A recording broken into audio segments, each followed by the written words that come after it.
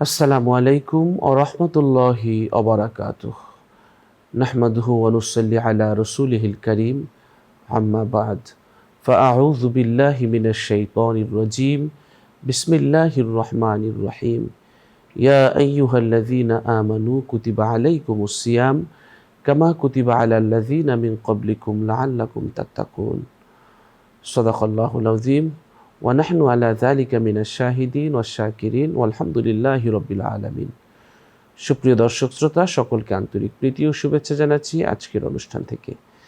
আজ আমাদের সাথে অতিথি হিসেবে আছেন ঢাকা বিশ্ববিদ্যালয়ের কেন্দ্রীয় জামে মসজিদের সম্মানিত সিনিয়র ইমাম ও খতিব, বিশিষ্ট ইসলামী চিন্তাবিদ হাফেজ মাওলানা নাজির মাহমুদ। আসসালামু আলাইকুম ওয়া রাহমাতুল্লাহি ওয়া বারাকাতুহু। ওয়ালাইকুম আসসালাম ওয়া রাহমাতুল্লাহি ওয়া বারাকাতুহু। মোহতারাম, কেমন আছেন? আলহামদুলিল্লাহ, আপনি কেমন আছেন? আলহামদুলিল্লাহ, ভালো আছি। দর্শক, আমরা আজ যে বিষয়টি নিয়ে কথা বলবো সেটি হচ্ছে রমজানের লক্ষ্য উদ্দেশ্য। চমৎকার একটি বিষয়। আল্লাহ রাব্বুল আলামিন পাপমুক্ত সংযত জীবন পরিচালনার জন্যে আমাদেরকে প্রতি বছরই রোজা পাঠান। অন্য সময়ের মতো সব ধরনের পাপে দিব্যি লিপ্ত থেকে সকাল থেকে সন্ধ্যা পর্যন্ত না খেয়ে থাকাকেই রোজা বলা যায় না। কেউ যদি সত্যি আল্লাহর সন্তুষ্টি অর্জন করতে রোজা রাখতে চায়, তার উচিত সব ধরনের পাপ থেকে নিজেকে মুক্ত রেখে রোজা রাখার আপ্রাণ চেষ্টা করা। আমরা কোরআনুল কারীমের যে আয়াত পড়েছিলাম সূচনা লগ্নে, সেখানে আল্লাহ তাআলা বলেছেন, হে মোমেনগণ, তোমাদের উপর রোজা ফরজ করা হয়েছে যেমনটি ফরজ করা হয়েছিল তোমাদের পূর্ববর্তীদের উপর। এজন্যে ফরজ করা হয়েছে যেন তোমরা মুত্তাকি হতে পারো, পরহেজগার। তো রোজা ফরজ করা হয়েছে এজন্যে যেন আমরা মুত্তাকি হতে পারি, তাকওয়াবান হতে পারি। তাকওয়ার সমাজের বড় অভাব। যে সমাজের মানুষ তাকওয়ার চর্চা করে সেই সমাজে প্রহরী রাখতে হয় না, দারোয়ান রাখতে হয় না, পাহারা দিতে হয় না সম্পদ।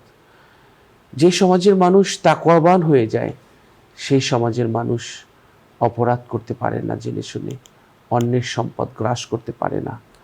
সে মানুষ নিজের রিজিক থেকে অন্যকে দান করে, অন্যের রিজিক কেড়ে নেয় না, সে তার প্রতি ইনসাফ করে। একটি ইনসাফপূর্ণ সমাজ পৃথিবী প্রতিষ্ঠার জন্যে রোজার বিকল্প নেই। আমরা অনেকে আছি যে রোজার লক্ষ্য এই সাহারি আর ইফতারের মধ্যেই আমরা বন্দী করে ফেলি। কিন্তু রোজা যে শিক্ষা আমাদের মাঝে নিয়ে এসেছে, সিয়াম সাধনার কঠোর সংযমের সিঁড়ি বেয়ে তাকওয়ার শীর্ষ চূড়ায় আরোহণ করার, সেই শিক্ষা থেকে আমরা দূরে সরে যাই। আমরা জানি যে আমরা যখন আজকের বাসা থেকে রওনা করেছিলাম টেলিভিশনে প্রোগ্রাম করার জন্যে, তখন কিন্তু আমাদের লক্ষ্য ছিল যে আমরা প্রোগ্রাম করব। এই লক্ষ্যে পৌঁছার জন্য মাধ্যম হলো গাড়ি ভাড়া, এগুলো। তো লক্ষ্য হলো আমাদের প্রোগ্রাম করব, লক্ষ্যে পৌঁছার মাধ্যম হলো আমাদের বাহন এবং যাতায়াত খরচ। কিন্তু এখন যদি আমি এই যাতায়াত খরচ আর বাহনকেই লক্ষ্য মনে করি, তাহলে লক্ষ্যে পৌঁছা হবে না। ঠিক সাহারি, ইফতার, তারাবিকেই যদি আমরা রোজা মনে করি, রোজার যে মূল শিক্ষা, সেই শিক্ষা থেকে যদি আমরা দূরে থাকি, যে কারণে ফরজ করা হয়েছে, তাহলে কাঙ্ক্ষিত ফলাফল আমরা পাব না। এই জন্যে রোজার শিক্ষাকে, রোজার যে আমাদের কাছে যে আবেদন আছে, ফরিয়াদ আছে, সেগুলোকে আমাদের শুনতে হবে এবং সেগুলো রক্ষা করতে হবে। তাহলেই রোজাটা প্রাণবন্ত হবে। আমরা রোজা রেখে অপরাধ করি, ক্ষতবিক্ষত করি রোজাকে। আমরা রোজা রেখে শুধুমাত্র তারাবি পড়ি, আবার দেখা যায় রোজায়ও অনেক সময় ফরজ নামাজটা 5 ওয়াক্ত পড়ি না। এভাবে যদি হয় তাহলে আমরা মানজিলে মকসিদে পৌঁছাতে পারবো না। রোজার লক্ষ্য এবং উদ্দেশ্য নিয়ে চলুন আমরা আলোচনা শুনছি আমাদের আজকের অতিথির কাছ থেকে। জি মোহতারাম। আলহামদুলিল্লাহি রাব্বিল আলামিন, ওয়াসসালাতু ওয়াসসালামু আলা সাইয়্যিদিল মুরসালিন ওয়া আলা আলিহি ওয়া সাহবিহি আজমাইন, ওয়া বা'দ।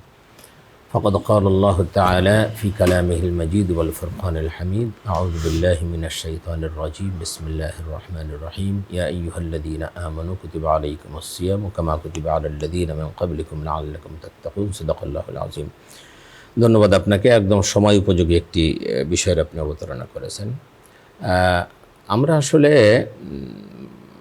সবসময় আল্লাহর রহমতের মধ্যে ডুবে থাকি, যেভাবে মাছ পানির মধ্যে ডুবে থাকে।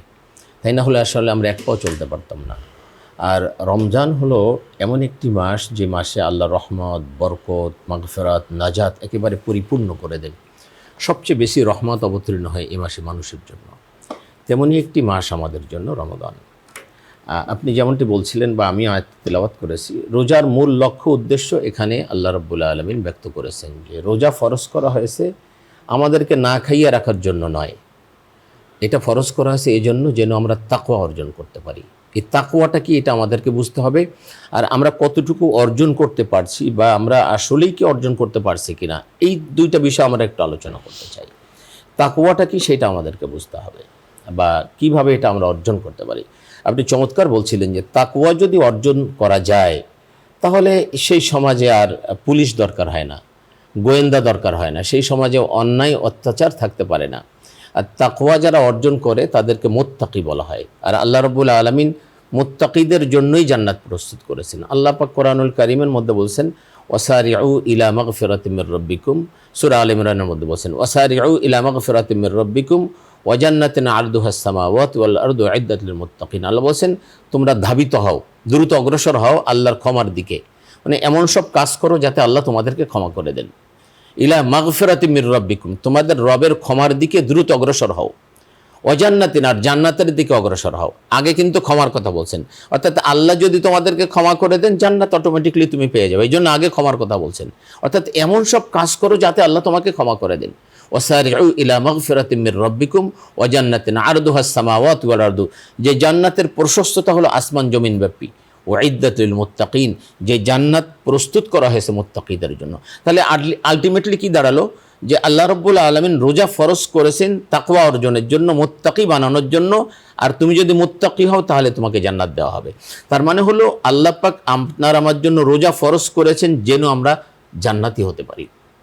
এই রোজা এক মাস আপনার আমার জন্য এজন্য ফরজ করা হলো যেন আমরা জান্নাতি হয়ে যেতে পারি।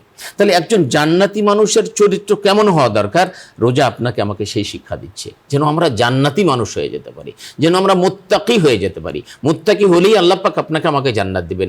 প্রতি বছর রোজা আপনার আমার মাঝে আসে এজন্য যেন আমরা জান্নাতি মানুষ হয়ে যেতে পারি। আল্লাহ এটাই চান যে তুমি জান্নাতি হয়ে যাও।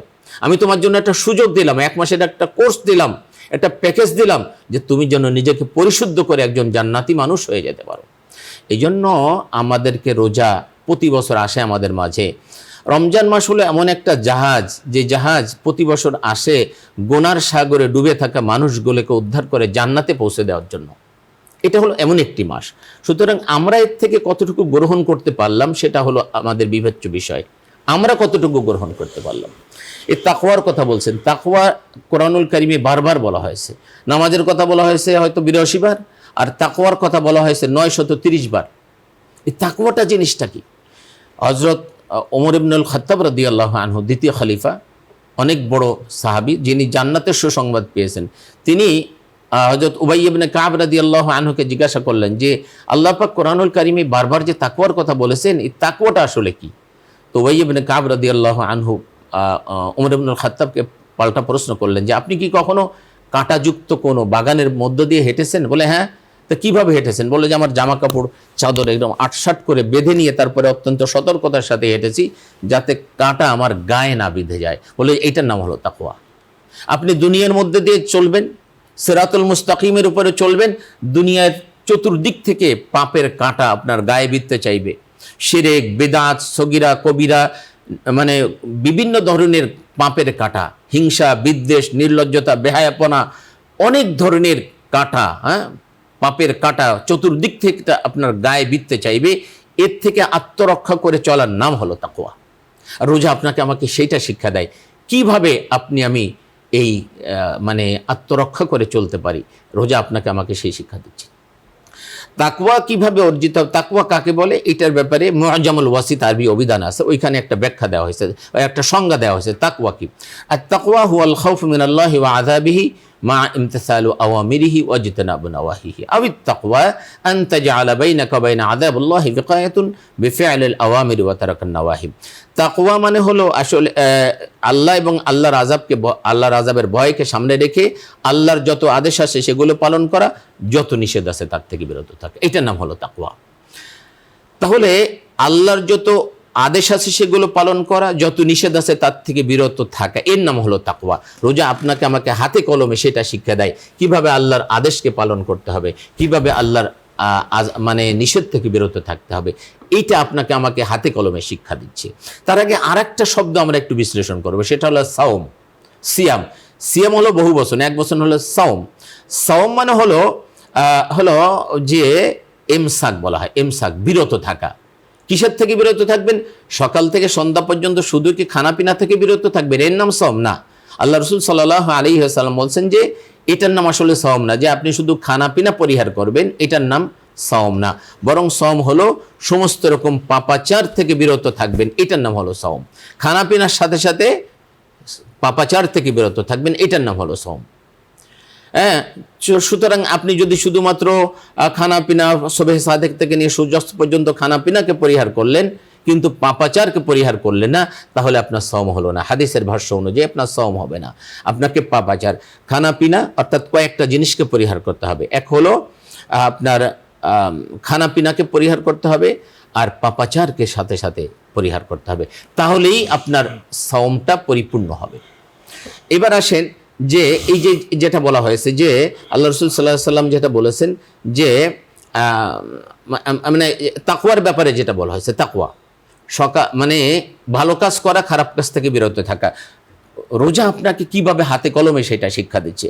আমরা যখন তারাবি শেষ করে ঘুমোতে যাই, রাত 10:30 11টা বেজে যায়, কিন্তু আমরা ভোর রাত্রে ওঠার একটা টেনশন নিয়ে কিন্তু আমরা ঘুমাই, কারণ ভোর রাত্রে উঠতে হবে, সাহারি খেতে হবে, এটা আমাদের।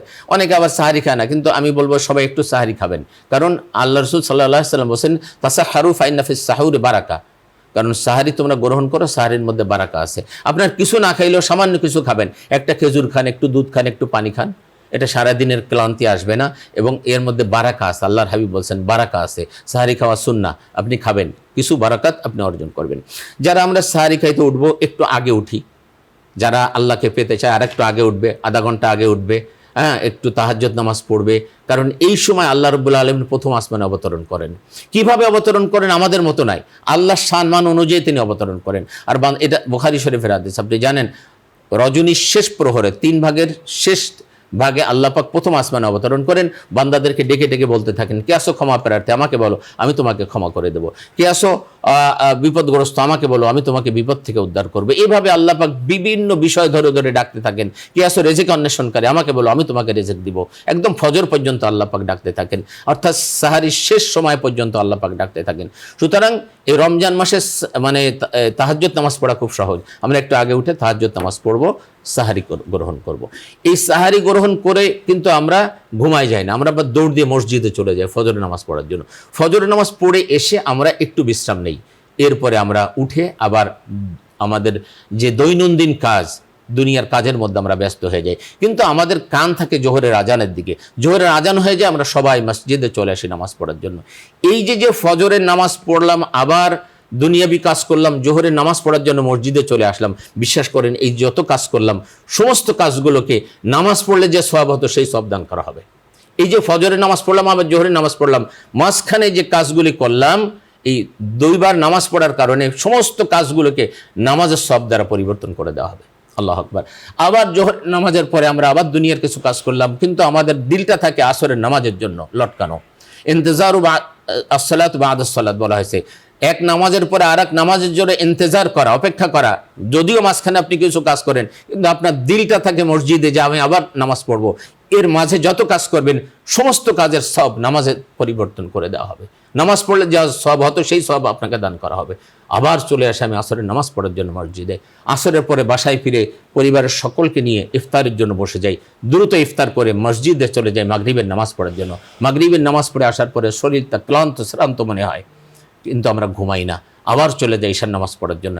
ঈশার নামাজ পড়ে আরও তারাবি পড়ে তারপরে আবার চলে আসি, আবার সেই ভোর রাত্রে ওঠার জন্য টেনশন নিয়ে তারপরে ঘুমায়। এই 24 আওয়ার্স আল্লাহর আদেশ পালনে আপনাকে ট্রেনিং দেওয়া হচ্ছে। আপনি কোনো আল্লাহর আদেশ পালনে সচেষ্ট, একের পর এক আল্লাহর আদেশ পালনে আপনি কি করতেছেন, চেষ্টা করে যাচ্ছেন। এটা হলো তাকওয়ার একটা অংশ। দ্বিতীয় অংশ হলো যে নিষেধ থেকে বিরত থাকা। রোজা তো আপনাকে সেইটা সবচেয়ে বড় শিক্ষা দেয়। আল্লাহর হাবিব বলছেন, মাল্লাম ইয়াদা কাওলা যুরি ওয়াল আমাল বিহি ফালাইসা লিল্লাহি হাজাতুন আইয়াদা তাআমাহু ওয়া শারাবাহু। যে ব্যক্তি রোজা রেখে মিথ্যা কথা এবং মিথ্যা কাজকে পরিহার করতে পারে নাই, আল্লাহর হাবিব বলেন তার খানা পিনা পরিহার করার কোনো মূল্য আল্লাহর কাছে নাই। আপনি রোজা রেখে যদি মিথ্যা কথা এবং মিথ্যা কাজকেই পরিহার করতে না পারেন, তাহলে তো রোজা রাখার কোনো মূল্য আল্লাহর কাছে নেই। আল্লাহ পাক এটা চান না যে আপনি শুধু খানাপিনা পরিহার করে কষ্ট করবেন, এটা তো আল্লাহ চান নাই। আল্লাহ চেয়েছেন যে আপনি মিথ্যাকে পরিহার করেন, আপনি অসত্যকে পরিহার করে দেন, আপনি গুনাহের কাজকে পরিহার করেন। এই জন্য তো রোজা ফরজ করে দেওয়া হয়েছে।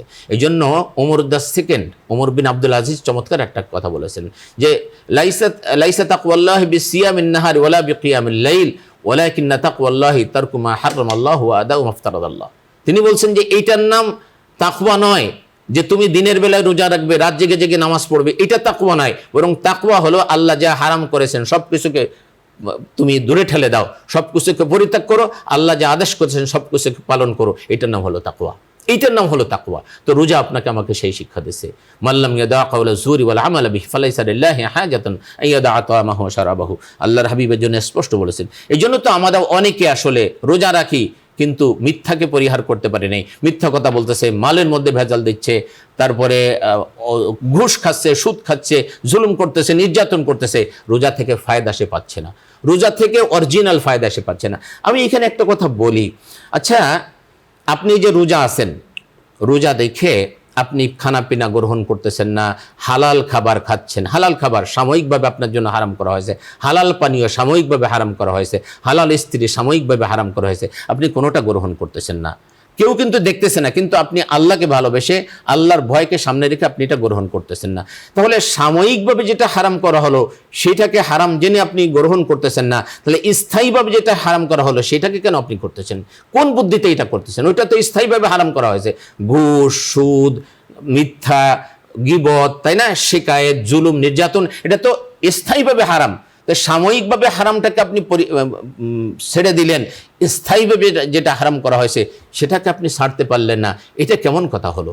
আপনি কেমন বুদ্ধিমান তাহলে? তাহলে এই সাময়িকভাবে যেটা হারাম করা হয়েছে সেটাকে ছেড়ে দেওয়ার মাধ্যমে আপনাকে এই ট্রেনিং দেওয়া হচ্ছে যে স্থায়ীভাবে যেগুলোকে হারাম করা হয়েছে সেটাও যেন আপনি ছেড়ে দিতে পারেন।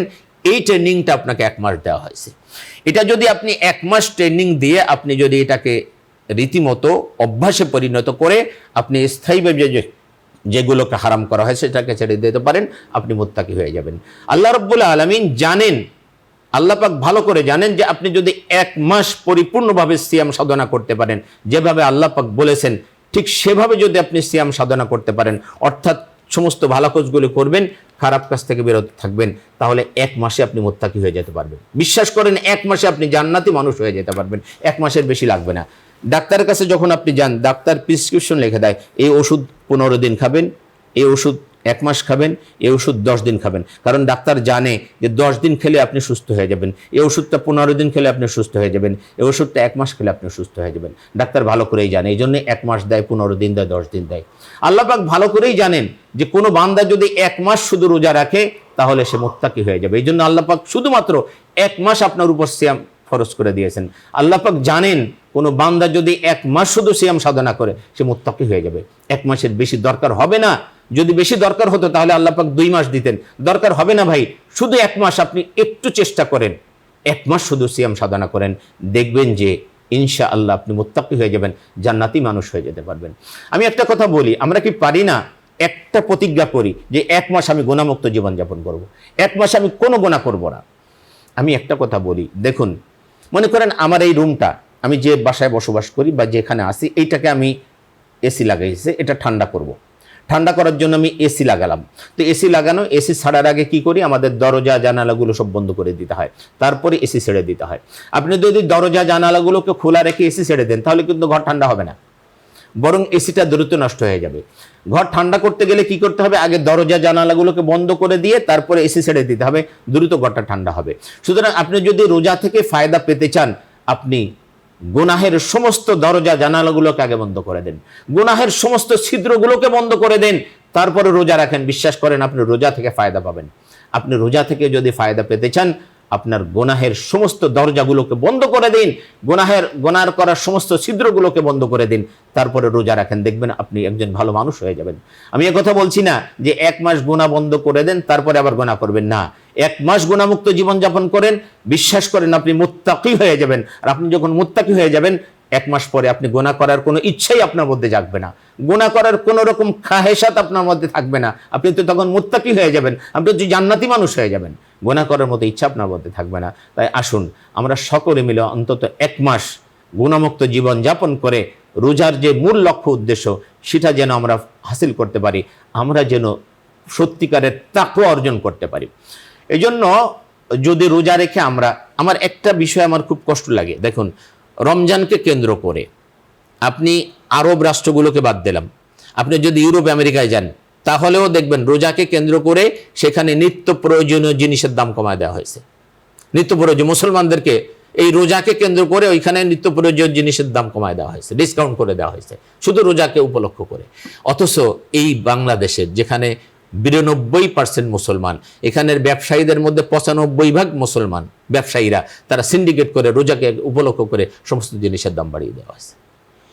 কেমন মানুষ আমাদের কাস্টমারেরও একটা ব্যাপার আছে, তারা মনে করে যে বাজারের সবকিছু ফুরিয়ে যাবে, এজন্য খুব বেশি প্রথম দিকে খুব বেশি বাজার করে রাখে, বেশি বাজার করে। আর যারা ব্যবসায়ী তারাও এটাকে সিন্ডিকেট করে সব জিনিসের দাম বাড়িয়ে দিচ্ছে। কেন ভাই, কেন? আপনি কি 1 মাসে একটু কম ব্যবসা করতে পারেন না? কেন আপনাকে এত ব্যবসা করতে হবে রোজাকে কেন্দ্র করে?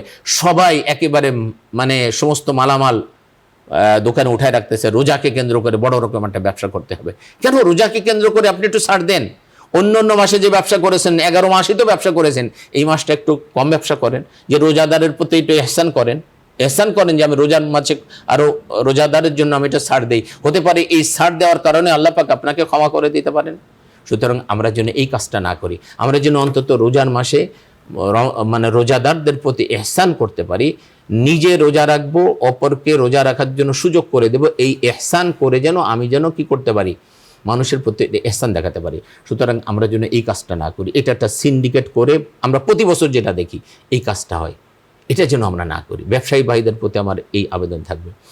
রোজা রাখা এইটা তাকওয়া অর্জনের সবচেয়ে বড় মাধ্যম হলো এইটা, আমরা যেন সেই তাকওয়াটা অর্জন করতে পারি।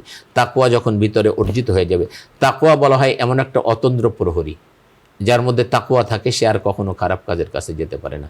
তাকওয়া মানে ক্ষুধা ভীতি, ওয়াকায়াতুন মানে হলো আসলে বেঁচে থাকা, আত্মরক্ষা করা।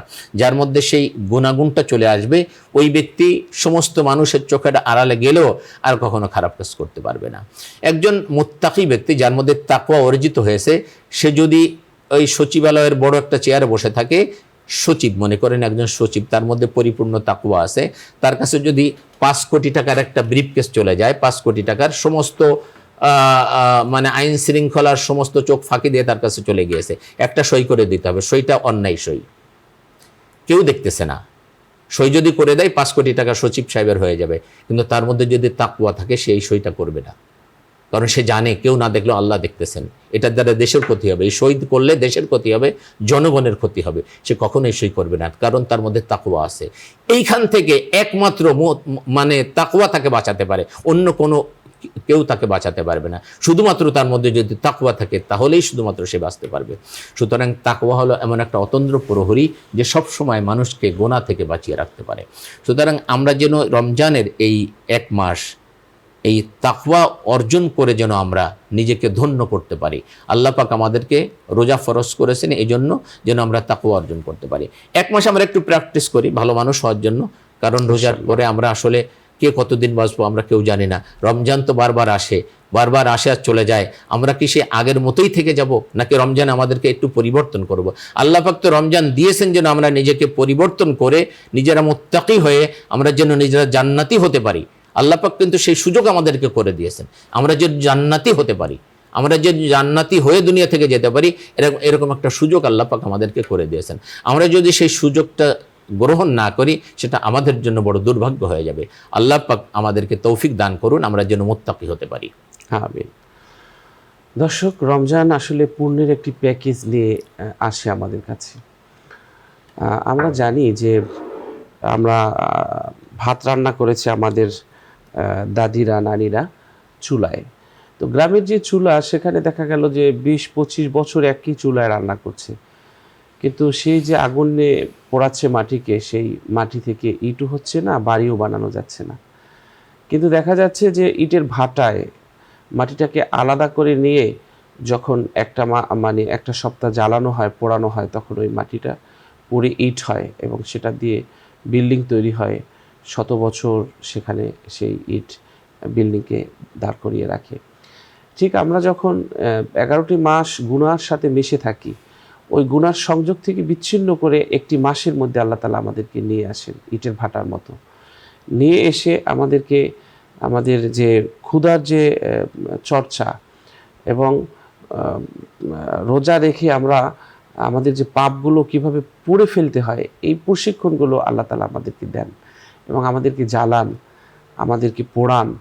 এতে করে দেখা যায় যে আমাদের ভিতরটা খাঁটি হয়, আমাদের গুনাহগুলো ঝরে যায়, জ্বলে যায়, পুড়ে যায়, শেষ হয়ে যায় এবং আমরা পুড়ে খাঁটি হতে পারি। আমরা গুনার থেকে যখন সংযোগ বিচ্ছিন্ন করে আল্লাহ তাআলা একটা মাসে আমাদেরকে নিয়ে আসেন, তখনকার আমাদের দিলটা নরম থাকে এবং আমাদের জীবনটা গুনাহমুক্ত জীবন হিসেবে তৈরি করার জন্য সবাই সাধনা করে। এই সিয়ামের সাধনার যে সিয়ামের মাধ্যমে যে আল্লাহকে পাওয়ার সাধনা করে, এই সাধনাটা তখন আল্লাহর বান্দা থেকে আল্লাহর বন্ধুতে পরিণত করে বান্দাকে। তাই আসুন আমরা মাহে রমজান আমাদের সন্নিকটে, মাহে রমজানের জন্য আমরা পরিকল্পনা করি এবং মাহে রমজানকে আমরা সামনে রেখে সুন্দর একটি প্রস্তাবনা তৈরি করি, যেটা দিয়ে আমরা 1 মাস সুন্দরভাবে সিয়াম সাধনা করব এবং প্রাণবন্ত হবে আমাদের রোজাগুলো এবং আমাদের রোজাগুলো মজবুত হবে। এই রোজার মাধ্যমে আমাদের পরকাল আমাদের আরামদায়ক হবে, জান্নাত নিশ্চিত হবে, সেভাবে আমরা পরিকল্পনা করি। আল্লাহ সেই তৌফিক আমাদের সকলকে দান করুন। আমিন। দর্শক, আমরা অনুষ্ঠানের এই পর্যায়ে একটি মোনাজাত করব। যে যেখান থেকে আমাদের এই অনুষ্ঠান দেখছেন, আপনারাও চাইলে আমাদের সাথে মোনাজাতে শরীক হতে পারবেন। اللهم صل على سيدنا ونبينا وشفينا وحبيبنا مولانا محمد صلى الله عليه وعلى آله وأصحابه وبارك وسلم. اللهم آمين. ربنا ظلمنا أنفسنا وإن لم تغفر لنا وترحمنا لنكونن من الخاسرين. ربنا لا تزغ قلوبنا بعد إذ هديتنا وهب لنا من لدنك رحمة إنك أنت الوهاب. রব্বুল আলামিন, আপনার শাহী দরবারে গুনার বোঝা নিয়ে হাত তুলেছি। জীবনে অনেক গুনাহ করেছি। গুনার দিকে তাকালে মনে হয় তুমি জাহান্নামে ফেলে দিবা। গুনার দিকে তাকালে মনে হয় কবরে আযাব দিবা। গুনার দিকে তাকালে তোমার রাগ হবে।